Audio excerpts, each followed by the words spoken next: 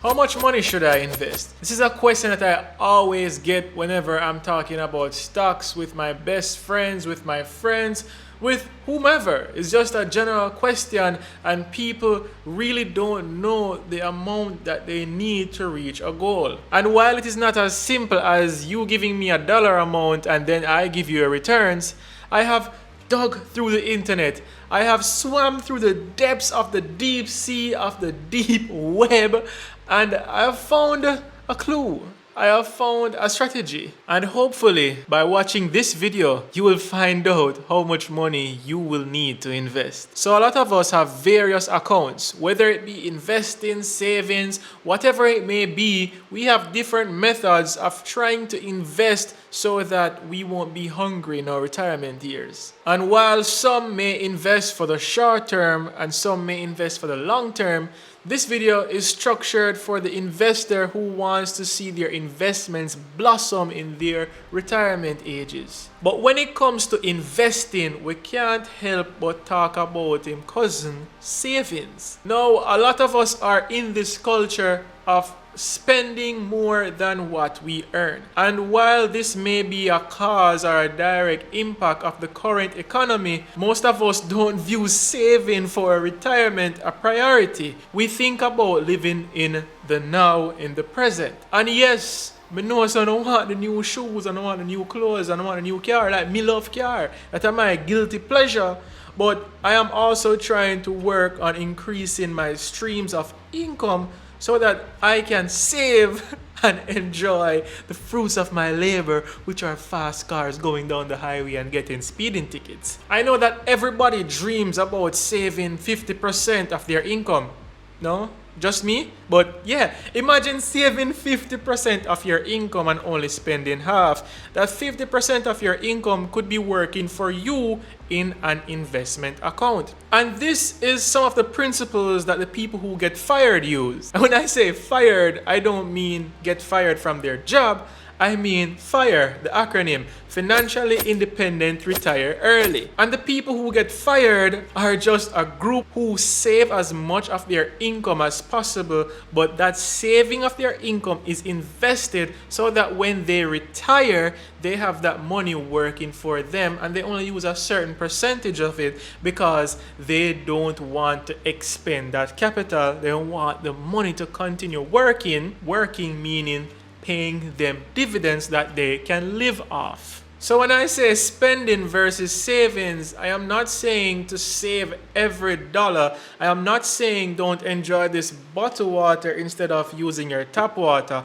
All I'm saying is that what are your priorities and how much structure can you add to your paycheck to reach to those financial goals. But let's face it, when most of us talk about retirement, we don't mean that we want to sit on a couch and just look into our grandchildren's eyes and not do anything with our lives.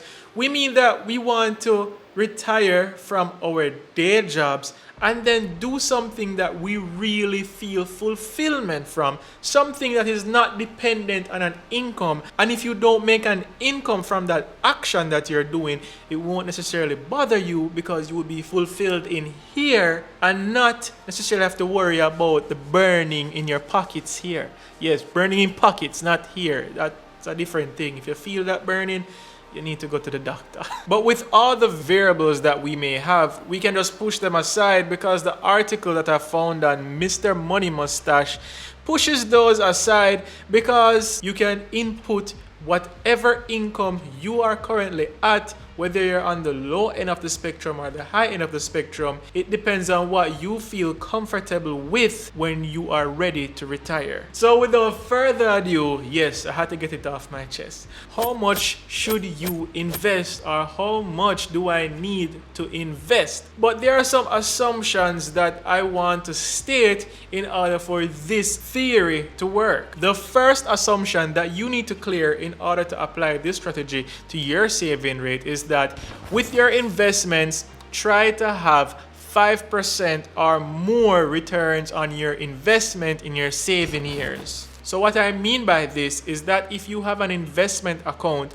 try to earn 5% annually on your account, and preferably please let it be a dividend account because you want this account to generate an income for yourself. Second assumption is that from that 5% annual return on your investment account, you will live off 4% of those returns. So when you get your dividends, live off 4% of your returns. And that's a formula, or that's a number that he worked out to be an ideal number for you to live off from your returns. The third assumption is that you want to stash away your money. You don't want to touch your investment. You just want to live off the gains of the investment. You only want to live off the dividends. Now that we have the investments out of the way, let's talk about the income that will sustain those investments. In Jamaica, the median income is 100,000 Jamaican dollars per month. So because the median salary is $100,000, this means that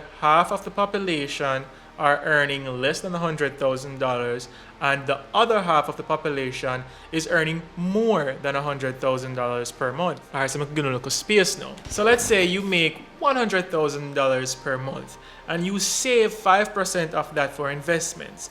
With that 5% invested, you're looking at working for 66 years until you're retired. And look at it this way, if you work for 66 years, you can basically say you will be working on your funeral day, because that's not going to happen.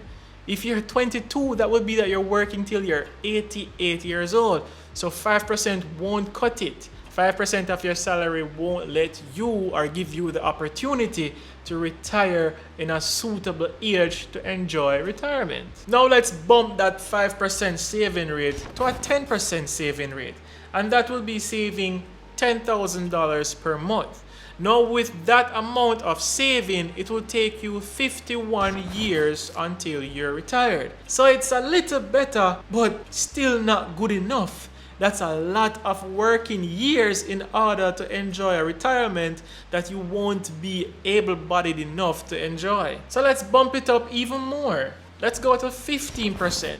That's $15,000. If you have $15,000 per month working at a 5% return per annum, you're looking at retiring in the next 43 years. While these years are still a big way, a long way from now, it's a major step back from 66 years. So you chop off a lot. You chop off 23 whole years. You chop off a young adult just leaving university. So why not go to 25? Let's make a big jump and go to 25% saving rate. Now at a 25% saving rate, you're looking at investing and saving $25,000 per month at a 5% per annum return. You're looking at retiring in the next 32 years. Now things start to look a little better for the person that started to invest in their early 20s or early 30s. They get to retire somewhere around 50, 60. So that's not that bad if you work out and exercise properly and keep your body in good shape. Now we're going to go into the realm of major frugality. We're going to talk about the person that doesn't buy bottled water. We're going to talk about the person that tries their best to get to work without the use of a motor vehicle, or the person that carpools a lot. We're talking about the person that doesn't eat out. We're talking about the person that tries to get as much free meals from their functions as best as possible. We're talking about the person who only eats from their groceries. We're talking about the person who only buys tin food and lives in the country.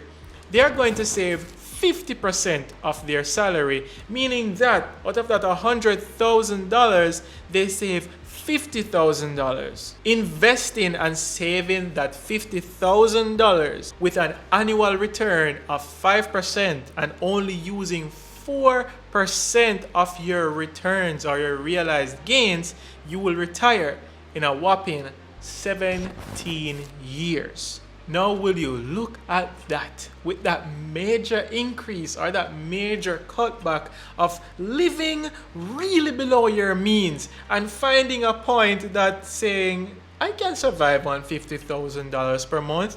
You can basically invest another $50,000 and retire in 17 years. However, you're not going to be living it up big when you're retired, you're going to be living the same as you are now, just that you prove to yourself that it is possible and you really want to retire to do things that you enjoy. And that's the thing with this formula. It's not that you will be retiring lavishly. You're basically mirroring your working days and learning to live on that income, and you'll be getting the same thing when you are retired. So it's a training mechanism for you to live on less so that you can survive on that amount when you are retired. So now let's talk about the person who is going to make more than $100,000 per month. Because I don't want to be inhumane and tell you to save 60% of $100,000. It makes no sense. You can't even pay a rent and pay a light bill with that. So it's time for us to increase our income. So let's go to $200,000. For the person that makes $200,000 per month and they save 55% of their income and they invest that 55%, which is $110,000, they will be retired in basically 14.5 years. So you kind of get the point now. For this formula to work, or for this strategy to work, there comes a point where you have to increase your income because you need to live a life that is sustainable. You can't be just living with your parents every day and just eating their food and not providing for yourself. That would work. If that works for you and you can do that until you die, then you can retire in 0 years. You don't have to work. Now, for the person that needs to work and needs to sustain themselves, then they can follow this ratio. But whenever it reaches a point that is not livable, then you have to find a way to increase your income. Now, let's take it a step further. Let's take it to the person who's making $300,000 per month. And let's say this person wants to save 65% of their income. That would be $195,000 in savings, and they would have to live off $105,000 per month. While this may seem like a big drop, it's not that bad because this person is making substantially more than the medium income, which is $100,000. So this person can live off $105,000 easy. They just have to not succumb to lifestyle inflation and move to the big apartments in Kingston if they can't afford it. Still stay in the little cheap places that you can find in and around the country areas and maybe commute to work. Work it out and see how best you can save. But that person investing $195,000 per month, which is 65% of their salary, at a 5% per annum return and only using 4% of their dividends, this person will retire in 10.5 years. Like, look at that, 10.5 years. You know what this shows me? Is that most people that make a substantial income, yes, they might develop a family. Yes, they might have houses that they have to pay for. Yes, they might have a car. And yes, their lifestyle might increase because they need to move about. But this shows me that most of us are living above our means and we are influenced by lifestyle inflation. Another aspect to look on is that if you have a partner and you're married, pool your income together and try to fire together. Try to get fired together.